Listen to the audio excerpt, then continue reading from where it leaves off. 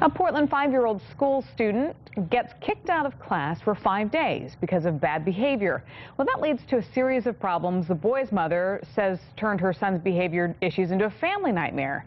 KATU's Bob Heye now joins us with more on what happened, why one child expert believes it's a sign schools need to change how to handle this kind of discipline. Right, Bob? That's right, Deb. In fact, Javier Garcia was sent home for 5 days, and because his mom had to stay home and take care of him, she says she lost her job and couldn't pay rent. Now they're homeless and wondering if all this really had to happen.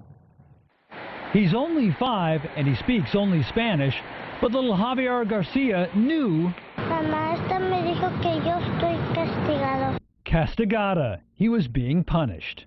The principal at Southeast Portland's Buckman Elementary School suspended the 5-year-old for 5 days for what the principal has said was an ongoing series of problems.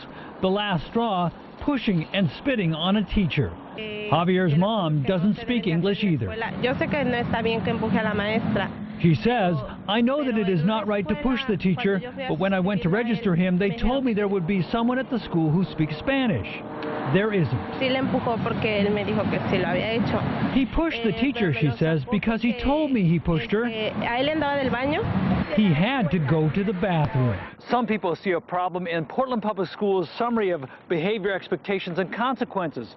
Some consequences, they say, are too harsh, others not specific enough. Take a closer look at consequences for minor incidents. Assault or menacing, 3 to 5 days suspension.